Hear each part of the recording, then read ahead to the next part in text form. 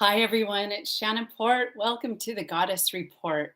It's Friday, February 17th, and thank you for waiting for a few minutes. I was just sharing the links on Facebook, and um, right before I got ready to come on, I'm a little shaky because right before I got ready to come on, I got a text from my son and telling me he got into the college he wanted to get into, and it was like a real mother moment. I have to tell you, I did not expect it, but it just, like, came over me. I just had a complete mother, my son's grown up moment, and it's so crazy. In fact, it goes along with kind of what we're talking about today with Pisces because it just, like, came from within.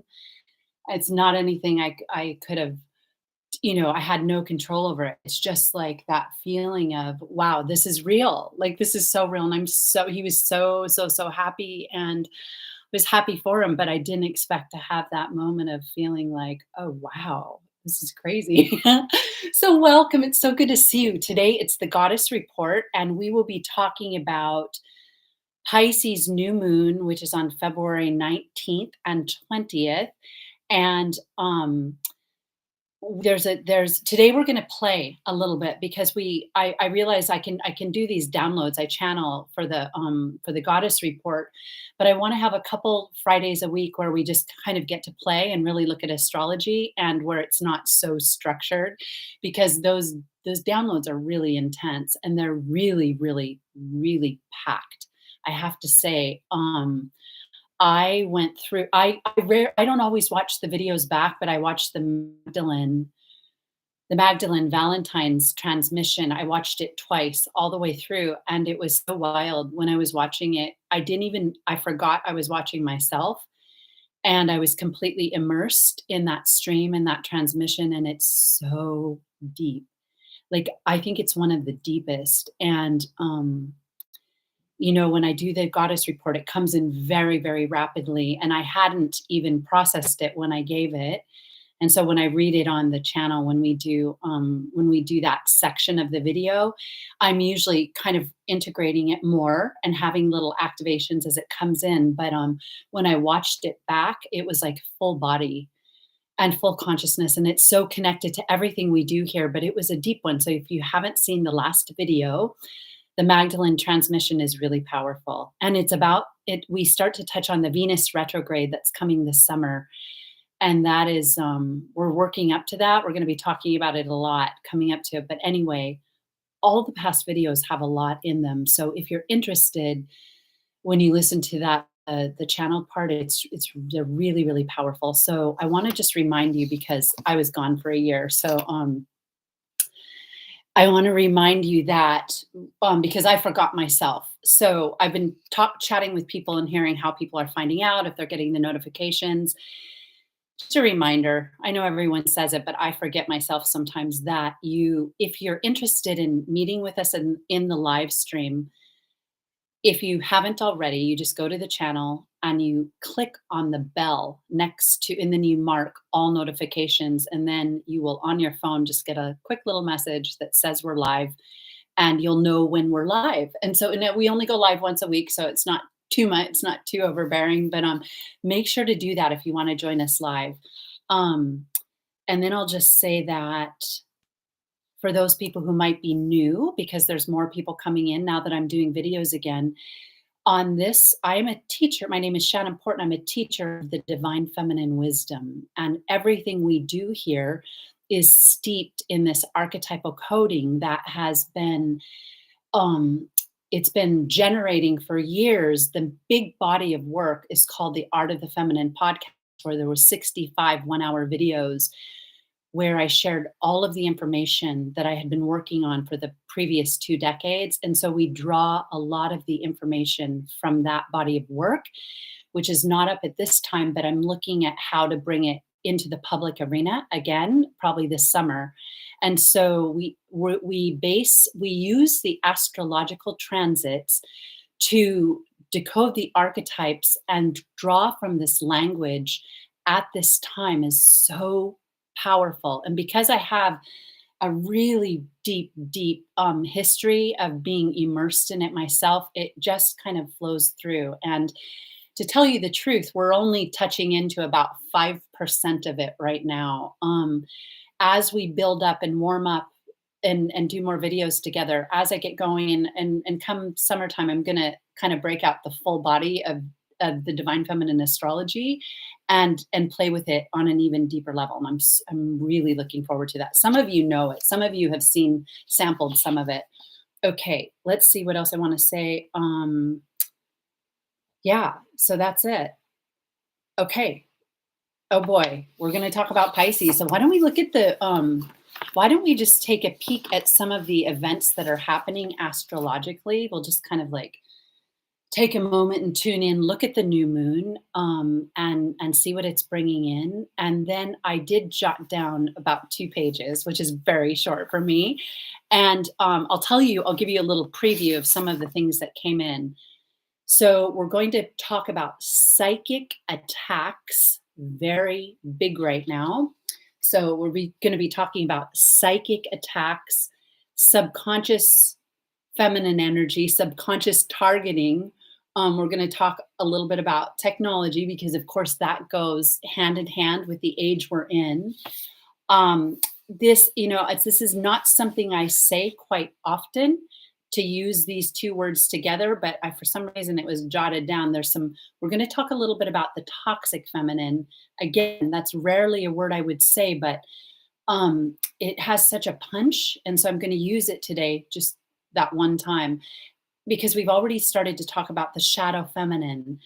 But right now, because of the times we're in and because of kind of the blurred boundaries, understanding that level of feminine energy is really important, because that is the energy that sabotages us the most.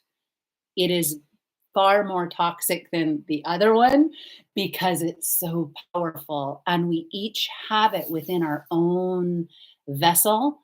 And so we each have to get really familiar with our own dark mother. She has different dimensions, but that dimension of her, and understand our own, for lack of a better word, we have plenty of words. We're never at a shortage of words, but some people would say triggers, but that word is even too kind of like pop culture. It's like, it's deeper than triggers. It's kind of the hooks and the sort of below the belt way of accessing energy, the way we use our own kind of subliminal forces and underworld forces to communicate with others or attack others. So all of these things are really important this year because we're in this Neptune vibration, and Pisces is high. This is the Pisces new moon. And so that's why we're revisiting some of it. And also, it's where we all hold our wounds. It's the underbelly where we all hold our wounds, and where we all need to give ourselves a little bit of love, attention, and a little discipline too. Sometimes we've got to say, okay, because it's pure power, but only if we can use it. It's wasted power if there's no rhyme or reason. Sometimes it's intuitive and it flows, and sometimes we need to, take the edge off and let it out. But at the same time, as we become either spiritual mystics or avatars or teachers, the mystics are the more unified field type, and then there's the occultists, which are a little bit more about the magic, and the avatars, which are a little bit more about carrying cosmic forces. But as humans, we're up leveling, an old coachy word, but we're raising the standard of how we use our own gifts, our own inner resources, our own, what we call here, technology of the goddess. And so that's a little preview. True power. Oh, so I titled the video "The Mother Deep: Reclaiming the Divine Feminine Dimension." The divine feminine dimension, because that dimension to us is divine, and we are just getting to know it, because the saying is, and I used to use this a lot in the Art of the Feminine podcast. If you don't run your own subconscious mind, someone else will run it for you. And so it's one of those things where we kind of learn to parent ourselves so that we are in charge of our own resources, our own energy. And then, it's all part of the learning process. But as we heal too, and we access more divine love and more forgiveness and more surrender, it's all happening at once. So there is that phase of just like surrendering to transmute it, because that's actually one of the highest practices. However, at this time, I want to see if there's an example I could give. We don't always, I'm going to give a personal example. I had to learn very powerfully that you can't love your way out of every problem. So if anyone knows what I'm talking about, you can't always love your way out of conflicts. Sometimes conflicts call for power. And when my true essence has a lot of love and a lot of compassion, and I'm a natural kind of giver and taker inner and nurturer. In my family, I was born the oldest of 6 children, and I was always kind of like the human shield, like against the bullies and the victims. I was always like, no, no, no, no. But so I have that energy of Pisces, the good side of the mother, but sometimes just being loving and just giving isn't enough. There has to be, Pisces is also about having boundaries and understanding how to have authority and power and say no. Because if we overgive when we're not in the frequency of power, we are depleted. And then the victim consciousness rises, and deep down underneath the surface, the rage boils, because it hasn't been tended to properly. And so a lot of compassionate people and artistic people and empathic people and spiritual souls have to learn that. There's no way out of that. And however you're learning it in this lifetime, you probably know, because it probably makes you kind of like your hairs on the back of your neck rise, because you're like, oh yeah, where you do that and where you settle and where you just don't address things when they need to be addressed. So we'll be talking about a little bit about that too. All right. And psychic attack. So let's take a look at this new moon. What's happening? I'm going to peek down and say hi to everyone. Oh, it's really good to see you. Triggers, fear. Exactly. Someone wrote triggers and fear. Fear is the same. Oh, fear, because we've been talking about it in some of the past videos. We talked about the chattering teeth and just being like dropping into the subconscious, where you can hear everyone's fear and aggression and attack and rage and duplicity and betrayal. And fear is big. Let me just see. There's something about fear. When we carry fear is natural. And so is anger. And so is all of these things are natural and can be really powerful and healthy. And that's what I was referencing just a moment ago, that there is a healthy boundary and a healthy rage and but there's a mastery to that as well. Fear, even low grade fear, can create chronic suspicion, doubt, and even, we talked about it last time, paranoia. So sometimes it's our own fear. We talked about sort of the mistaken intuition for subconscious fears. We have to at some point just trust. That's what the hangman is, to just surrender and let go. At a certain point, we have to go with it and say, I feel this, I'm going to honor it and give it a voice. Sometimes it might hold a little bit of the fears, and then we just have to adjust a bit. It's better to give it a voice than to stuff it down. So it's better to speak when you need to, knowing that maybe it's 80% right or 90% right. And that's how we learn. And that's actually, the more you give those unconscious or worries or fears a voice, the easier it gets to communicate. Communication is huge right now with people, because there's a foggy atmosphere. In the 2 pages I wrote, she gave this example: hypnotic poppy fields. Those poppy fields, kind of represent like the trance state, the like, sometimes we call it false light, the false light deception. It's where you're kind of intoxicated and blurry. If you've ever had a dream like that where everything's foggy and you can't quite see, you're trying to do something, it's like going through quicksand, you can't move, and it's like this struggle. I'm gonna say something about that. That's actually, we were just talking about this in my mentorship. That is actually, well, we're in the dream time when that happens, and that's where our we talk about like the astral world and the astral plane, and our astral body is atrophied, and it's like it's bound and in bondage, and so we can't quite do what we need to do, and it's attached. Dreams are so powerful. It's attached to some fear inside us, and we're subconsciously trying to work it out, trying to gain that power back so we can move in the inner world. And one of the things that happens for us as we wake up is that we gain that ability to walk in that world and to be lucid in that world, and it's very powerful. Rare, but yet sometimes we do it accidentally, but yet we are moving into this time without abandoning the physical world, because that's in a receptive relationship with that inner plane. And so we'll see if that comes up again.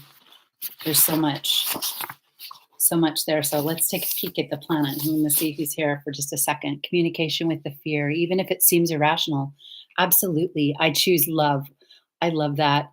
We have to choose love right now. Let me tell you, and I've been working with the women I'm working with right now too. Like, you have to have your backup. You have to have your, like, it's right now, we talked about last time, having some discipline and having a practice. Have those things, your bag of tools, your spiritual things that work. Because when an attack comes, you don't want to spiral with it. It's okay to let yourself feel it and go with it, but you don't want it, like, it can usurp hours or days, or it can make us want to medicate and, just go beneath the level of consciousness to kind of numb it a little bit. So whatever it is that helps you choose love. We've been talking a lot about good music, and there's some music it has permutations of higher frequencies and vibrations. And I know there's a lot of, we'll see if any musicians are here. I have a lot of really amazing musicians in this community that are like mantra musicians and make sacred music, and even their more mainstream music is really sacred.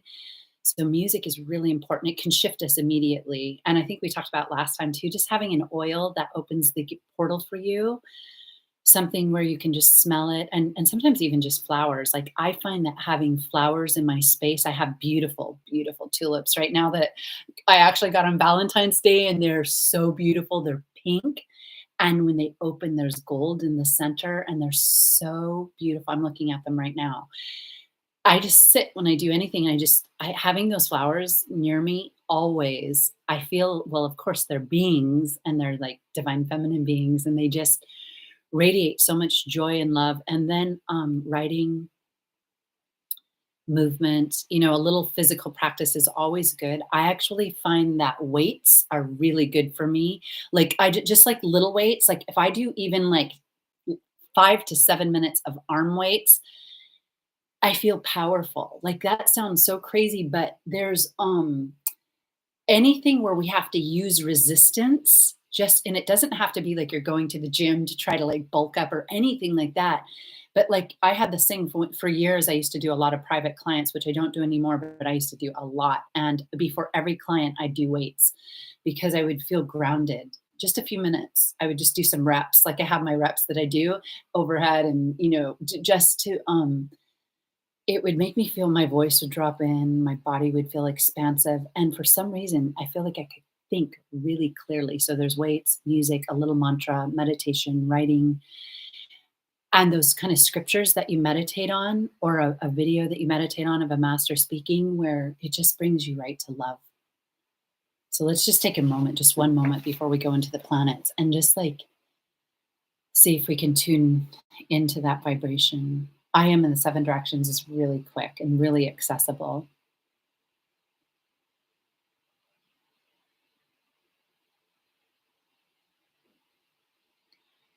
We talked about the field in the Magdalene video about that field of substance, and we talked about when we start to emanate and generate it, it's consciousness, and we just begin to it change. It affects our heart, and we can love. And when big things come, you want to make sure you can love yourself, because once you bring it to loving yourself, and then forgiveness is a massive super tool. I have this powerful oh my god, I have it here. I did it and I never read it. The esoteric principle of forgiveness. I'm going to pull out a few things from this. I had it a few videos ago and I didn't do it. The esoteric principle of forgiveness. So forgiveness, this is all for the Pisces new moon, because Pisces is forgiveness. When you forgive, that things like A Course in Miracles and things like that, that just take you right there, or any of, any, there's some books that just like you can read a few lines, and I'm not, pushing any of those as a spiritual platform unless it's something you really enjoy. But to have a book like that that just gives such consistent um, command to forgive and to see each other as the soul, and to know have the holy instant, it's so powerful. In fact, I've had A Course in Miracles since like 19, I think 92, and I have it. My copy is so beat up, but it's always around, because sometimes when I need to just like ground out my own wisdom, I'll pick it up, or I'll pick up one of the Advaita masters, and just like I consider those masculine streams, and sometimes I'll just pick it up and it just like immediately balances all the like going in deep, and brings it right here, like forgive, let go. God is love. Mhm.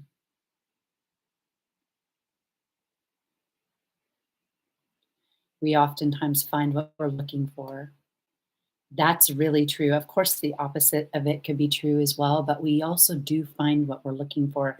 So decide what you want to look for in the world, and kind of give everything else a little break so that you can take care of yourself.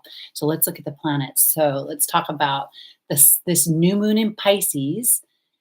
Um, will be at the first degree of Pisces. It looks like, when I looked it up, that's what I saw. By the way, I made a couple mistakes recently. I said Mars was retrograde for 10 months. I just want to say that was so wrong, and I knew it when I said it.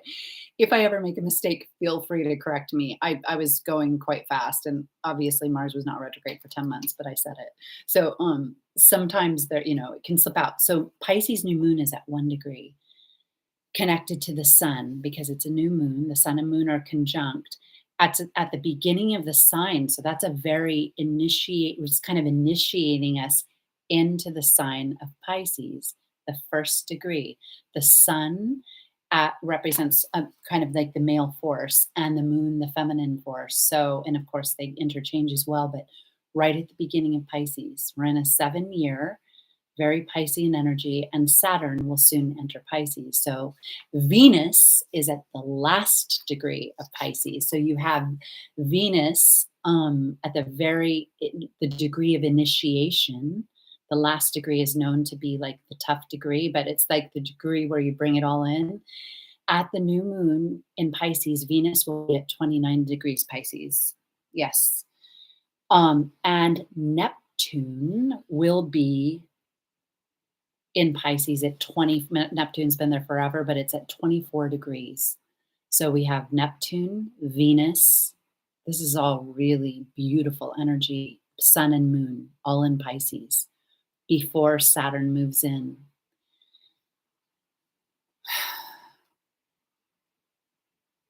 Oh, and the new moon will be conjunct Saturn. They're not in the same sign, but this new moon this is big. This is actually really big. The new moon entering the sign Pisces, kicking off this whole next cycle of Piscean energy, is conjunct Saturn. Saturn is at 28 degrees of Aquarius. So this new moon is conjunct Saturn, and that gives it a a Saturn frequency, and Saturn is all about lessons and teaching and bringing it in and building, harnessing the power, but also taking a real look at how we use where we're at in any particular lesson. Saturn's the teacher, the master teacher, and the master builder. Okay, so all that energy in Pisces, Pluto will be at the 29 degrees of Capricorn, very last degree before it dips into Aquarius. So that also the degree of initiation. So we have Venus at the 29th degree and Pluto at the 29th degree. We will also have Mercury in Aquarius squaring Uranus in Taurus. So that Mercury is communication. It's the power of the mind, squaring this like kind of like, explosive, combustible, like Uranian energy that's in Mars right now. But let's just ask what that's going to be about. Well, it's a challenge to, it's pushing, it's activating the energy of Mercury speaking for issues of Aquarius, but also, just want to double check and make sure.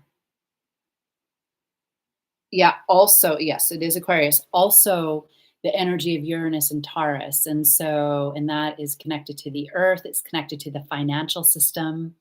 Financial systems things are really changing quickly. Uranus is also technology touching down onto the planet. Aquarius rules technology. Mercury, the mind, which is the ruler of Gemini and Virgo, is in Aquarius. And see, if there's any specifics that are going to be revealed at this time. So much around technology and big tech. Everything goes back to that. Even politics are small right now compared to all of the big changes. And also Uranus and Taurus, we've had these earthquakes, and it's brought a lot of revolution to the human race, a lot of people standing up for various things. Yeah, I see the Mercury squaring Uranus as more of that, and revelations about what's really happening. All more details about the earthquakes, more details about, systems changing and how there's just so much right now. We'll talk about how everything's things are kind of self-generating because of the influence and the imprinting of the zodiac. It's forcing issues. So in a way, human beings, when we talk about sovereignty, we have to also learn how to use the zodiac, or it uses us, because in the underworld, it does use human beings. And so in the archons work through the forces of the zodiac, especially when they're malefic, or, when they're intense, and they can cause a lot of problems. So, yeah, something to be aware of, just to have your ears open without getting too drenched in the field, because the field is really crazy if you like enter any social media platforms, especially Twitter. Okay. Although I've seen some interesting things lately. Things are going to go ways we don't expect. A lot of people are changing. And the Neptune influence is definitely bringing crazy creativity. Definitely. All right. So Uranus 15. Oh, Uranus will also square true Lilith. True Lilith will be at 15 degrees Leo. Oh, that's an exact square. It's true Lilith, but Lilith is in Leo at 15. You're an exact square. Okay, well, let's look at that, since this is a divine feminine channel. So Lilith is about control and domination and revelation and standing up and express sexuality. And in Leo too, like wanting to be center stage. And Leo is like the star and the sun. And Lilith in Leo likes a lot of attention. She wants to be the one, and she will be squared by Uranus. So we might see some shadow feminine. Oh, it's so crazy, because that's what we're talking about, shadow feminine energy. We might see an explosion of that. And just to be clear what we mean by that, well, feminine energy can bring greater victim consciousness, but it can also bring betrayal, and it can also bring duplicity, like the duplicity of the moon, of the dark moon and the light moon, meaning when our consciousness is not congruent and not when we are playing both sides and we don't even realize it. Because she is the dark moon. So Lilith is actually in divine feminine astrology. We say that Lilith is Pisces, and I'll get to that in just a moment. So that's actually quite a moment. I see it as. And then Chiron in Aries is trine Lilith. So Chiron, the wounded healer, 13 degrees is in Aries, a fire sign, is trine Lilith. So that's a little connection of the wound and the feminine that's not having it, or that's going to take the wound for a ride. We'll have to see how it plays out. Let me see if there's anything else with the planets, and then we'll get into the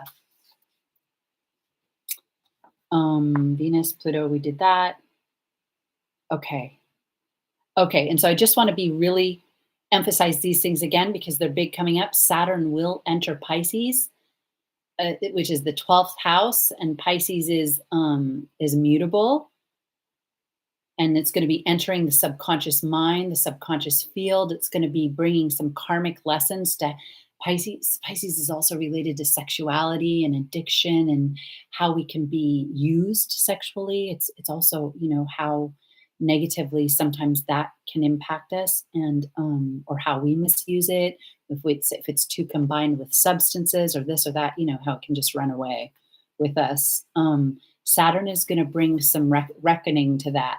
Actually, Pluto's more of a reckoning. Saturn brings lessons.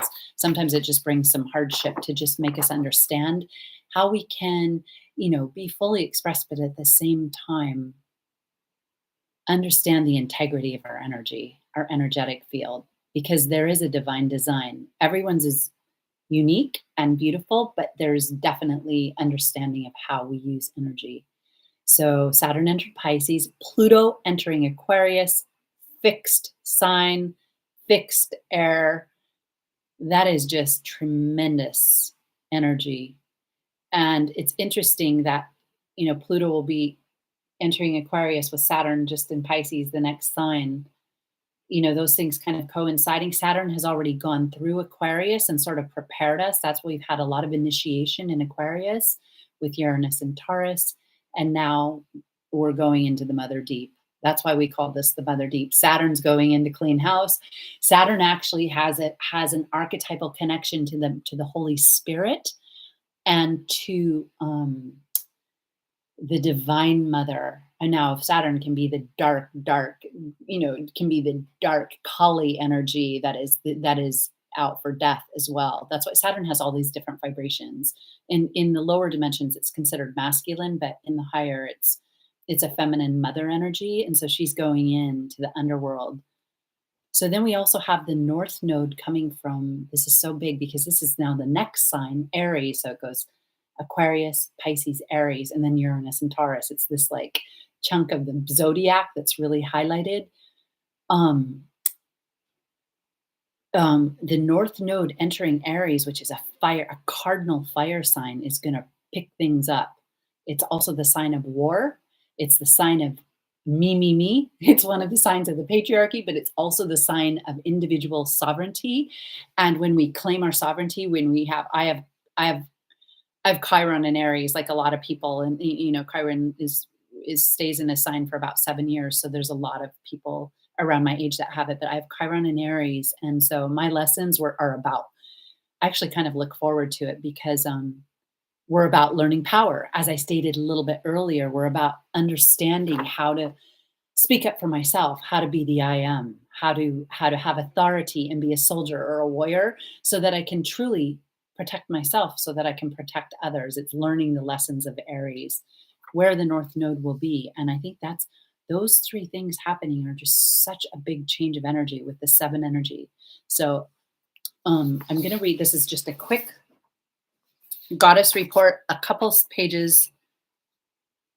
I've also put the toxic feminine: betrayal, blurred boundaries, seduction, lies, manipulation, taking, coercing, sneaking around, a snake in the grass. So we're just kind of getting in touch with our own power there, so we don't get usurped by ourselves or by another person.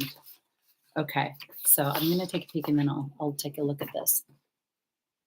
Okay, Courtney Harper, so nice to see you. And Teresa, oh my gosh, I'm glad I shared it today. So some people are on. Brianne, Lisa, Erin, right, chick. Oh, I remember you. Pluto in Leo in the 12th house. Oh, that's powerful. That's interesting too. That's an interesting placement. Okay.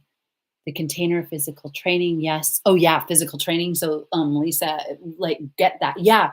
So I have a background as an actor and a dancer. And so physical training, I've said this before, but I trained at a couple really good places. I trained in New York City at a professional acting school, but I trained in University of Washington. I got to work with their graduate program, and we trained in martial arts, and we would recite Shakespeare while doing martial arts to build our muscles. This was called Suzuki, and it was a deep belief that when your core is strong, you emanate.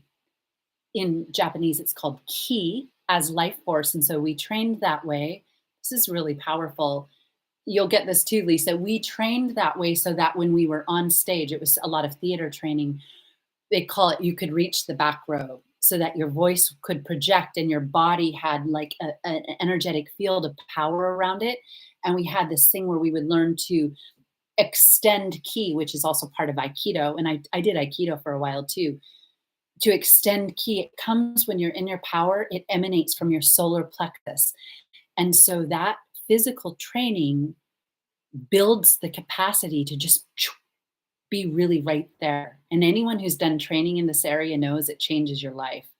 I could use a little bit of that right now. I've been working back on certain areas, but yeah, your core, like that's like the Pilates thing. I've never been a Pilates person, but literally when you train your core right here, your solar plexus, it's a lot of power. And even and just a few things, or even climbing stairs, but a couple things to make you feel strong is really good. Musician here, nice, nice.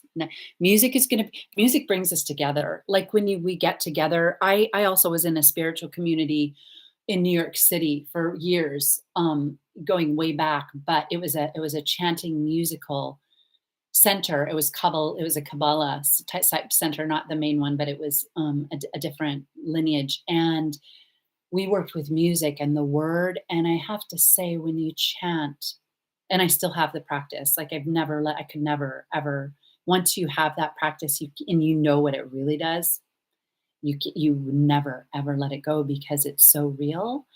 But when we are in a group of people and it's devotional and we're chanting and it might not be every group everywhere because every group has their own frequency, but when we sing together, we harmonize our field and we start to go more and more into the heart, and then you can feel the whole room shift. And so sharing music with people is really big, and putting some of those practices into your performances, even where you kind of harmonize people and get people in sync. Any kind of performer, leader, teacher, trainer, anyone, use those practices. I used to teach yoga as well, and I would use it a lot when I wanted to bring the room together, like things like that, a little chanting, a little, okay. All right. Okay. Oh, love this, Shannon. Oh, good. Yeah. You're perfect. I can see you doing it. Okay, let's do it. All right.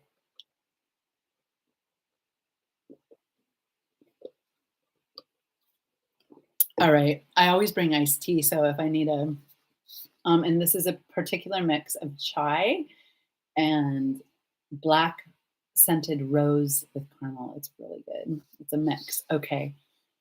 The mother deep, the mother deep is our power of consciousness, our ability to make images, to mirror images, and to understand them, and even perceive them. That's the mother deep. We need that faculty for perception, because perception, part of gaining sovereignty is having stabilized perception. So you don't go every which way the wind blows unless you intentionally want to, or unless you're in a state of trusting and you're harmonized within, and then you can let the universe take you. But If you're in the victim state, it can be a mess. So the mother helps us reclaim that power of deep inner perception so we can understand the images that we create and the images that others show up in our field. We can do that. It's magic to be able to do that, because the thing is, the more spiritual power we have, the less we even need to attack others. We can see everything happening. But instead of chasing the boogeyman, everything will chase you, because you're so centered in what you do that everything will have to come to you, and you have to get good at like what you allow in. But if we chase the darkness, we will find it. That's a line I read recently in a version of that. I'm going to look for it, that quote. Okay. Okay. Oh, this is good. We can perceive from the murky waters, or we can perceive through crystalline vision. One holds the sludge and the entities of the bottom world, and one is pure reflection of our divinity and our divine self. This is the cosmic consciousness of Pisces. So talking about those bottom creatures, they're allowed to be there. And it's not that we're hating on them or anything like that, but if we're, it's like, think about like if you went to the lake when you're a kid and you're walking in the kind of the clay, like we used to go to this lake and it was a lot of clay. So when you'd walk, the water would get so murky, and we didn't like, you couldn't see the fish and you couldn't see anything. And it would take a while because it was clay to settle down and have the water be clear. So it's like that. Those waters are kind of like, we just can't make out what we're trying to see. But the crystalline waters are where the waters of our vision start to design in alignment with our heart, a little bit more power. When humans communicate from the world, from the wound, they interact with each other's demonic side. Angels and demons, we all have both. So, and again, saying demonic is something I don't always say, but it's like when we communicate from that world, we call forth people. We all have a demon inside us, or like a devil, because the human soul is half devil, half angel, half demon, half angel. The angels and demons, one of the like Da Vinci Code trilogies. So, and it's true, we all have that. Like at any given time, if you've ever been in a relationship with anyone long enough, you're going to see that side. And I'm not talking about just getting mad. I'm talking about that side that is treacherous, depending on how big of a wound the person has. Because depending on our wound, that will depend on how much airtime that guy gets. I've seen mine for sure. And also, this is really cool. As the more spiritual power you have, that inner demon will match that power. So that's why the more we bring in the spiritual, which is consciousness, we're talking not literal light, we're talking consciousness, the underworld will poke, and the outer world will even send things to poke to try to find that old wound. The more your power you're holding spiritually, you have to be able to balance. And I've talked about it over the years, but when you walk a path of humility, and people like, I'm thinking of some of the masters like Thich Nhat Hanh, and those really humble, beautiful beings that they just walk in pure love. They have a different kind of path than sort of this divine feminine path, which is a little more in the world and relationships and all kinds of things. But their practices have brought them into universal love. And so that feels, if you've ever watched someone like that in action when they get attacked, it's so brilliant to see.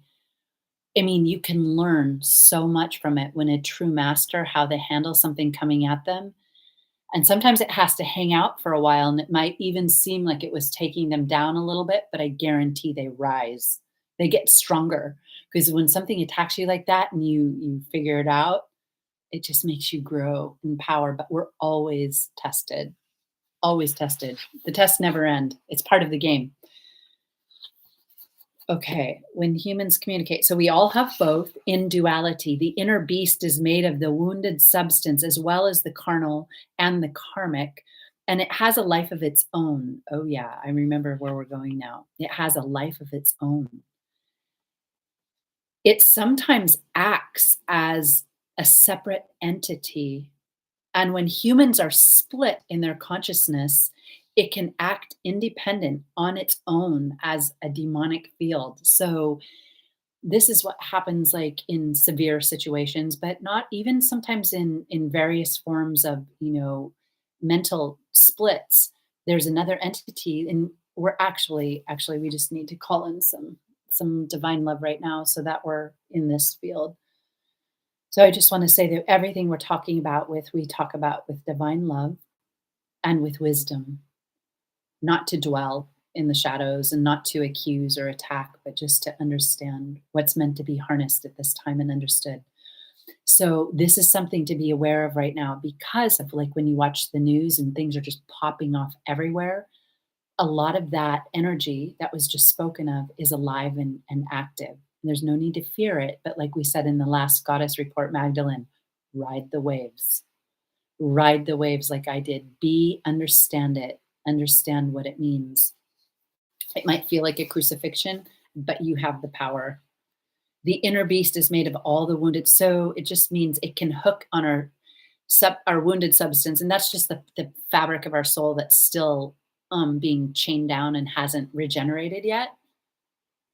It can act independently as its own demonic field. We are entering a period where more beings may be operating from this unconscious level of consciousness, kind of dazzled and bedazzled and dazed by the house of mirrors and the lower magnetism. Those things that make big promises but they just latch onto the superficial level, and then they deplete us. It's an initiation for the planet to anchor into the heart, to live in simplicity, to access your spiritual genius. Inward focus, inward stability, Pisces, Virgo axis. So think of the Pisces, Virgo axis.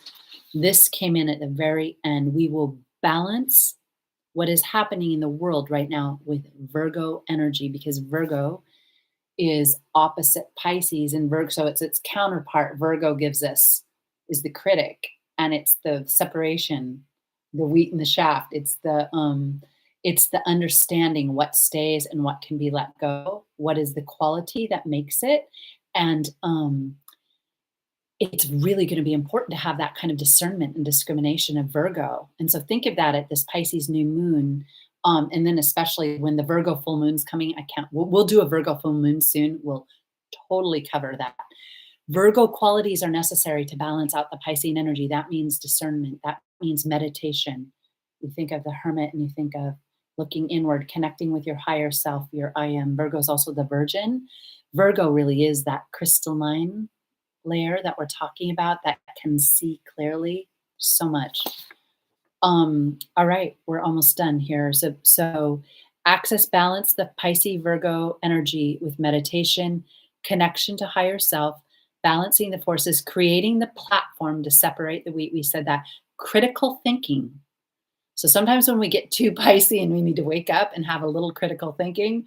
In fact, the surrender of Pisces opens the hermit of Virgo to begin to hold. That's a master energy to look inward. That's meditation. And it balances the power, the pure power. Okay. Thinking clear. Okay. Critical thinking, clear, pristine seeing, organization, health, balance, and routine can all help. So Saturn also is very brings those things. So those are Virgo qualities. Virgo is our everyday routine, our work, our health, the things we do daily. So having what we just talked about, some daily practices, and just it can be. I tell my women, we talk about it. It can be 5 minutes. It doesn't even have to be a big thing, but when you get it, when you do something over and over, it imprints your consciousness, and you go to it, and you know what to do. In a crisis, you're there. It's right there for you. You won't in these times, you want to be ready for anything that might come because, we don't know. I mean, just even looking at what happened in Ohio and Florida just in the past week, just like these kinds of explosions and burnings and chemical, all these things, they're everywhere right now. Okay, and we're gonna have to have joy through it all too. Choose love. Choose love. All right. Routine grounds the energy of Pisces and organizes the higher light codes. So and then I just had written down the poppy fields. We already talked, and be careful of drugs. So I'm going to say this because this is this Piscean time. Substances, all of them. Just honor your temple and really, really, really understand what altered states of consciousness are, when they're desirable, when they can maybe interfere with clarity of thinking. I always say a lot of the highest states are available just by walking in nature, just by picking up an animal or hugging a child or a loved one or an elderly person. And just even being thankful for what we have in our lives. Like I'm just at the stage of life where I look at my everything I was given by my parents, various people who came into my life, friendships, people who taught me the hardest lessons. Let's finish on forgiveness because I had this whole writing on forgiveness that will eventually come in. And forgiveness is a superpower. Divine love is also Piscean, a superpower, and it brings cosmic consciousness. It magnetizes our auric field. So when you can get to that, we talked about the shadow stuff first, but when you can get to it, your field is magnetized. Forgiveness is the ultimate. That's why the Christ taught forgiveness. That's the whole teaching of Christianity. And, even though some of the Magdalene stuff is left out, that teaching, and it's in her work too, of forgiveness, it's magic. That's our superpower. Because we release what's trying to stick to us. And as we get good at it, it's just comes so quickly. And then sometimes you have to have a boundary and say, that's not coming back. That's been sticking for too long. I'm going to have to let that go, but with forgiveness and with love. So surrender to you. You are the only you on this planet. That's Pisces too. Only you are a unique blueprint. I want to close with that. Sometimes we need to not look around at others and just access what we have brought in.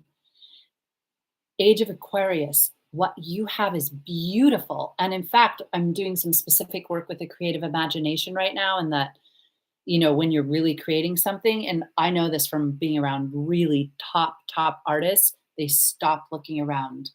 When it's time to engage on a masterpiece, you're not checking out other people's, you know what I mean? That can apply to everything. But so learn how to, when you need to, look at you.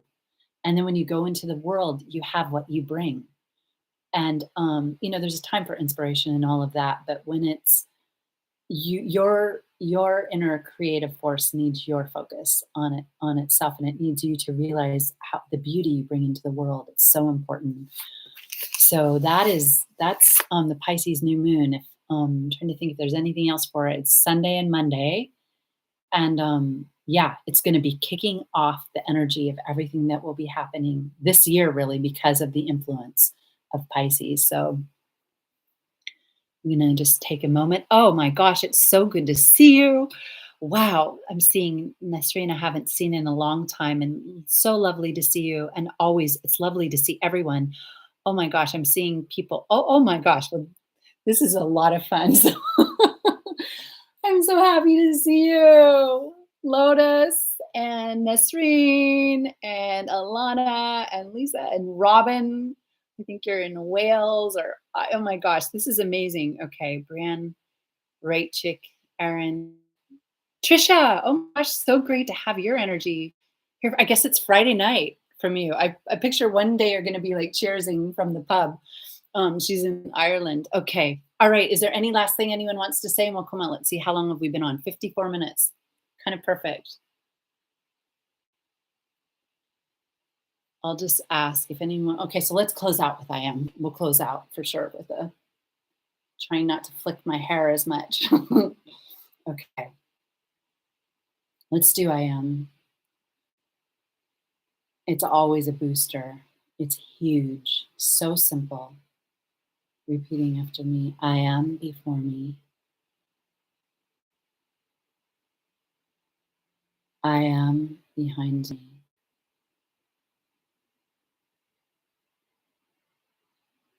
I am at my left.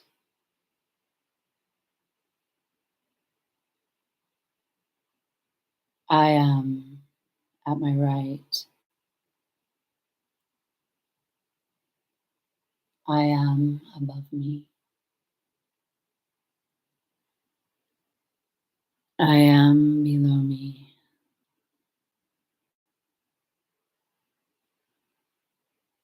I am unto me. And take a deep breath in. Just feel that inner plane activate.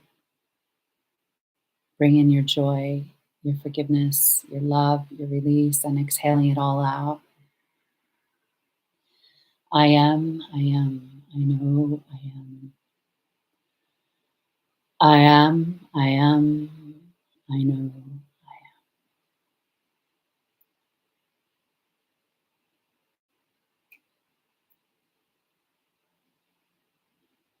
This is the truth about the self.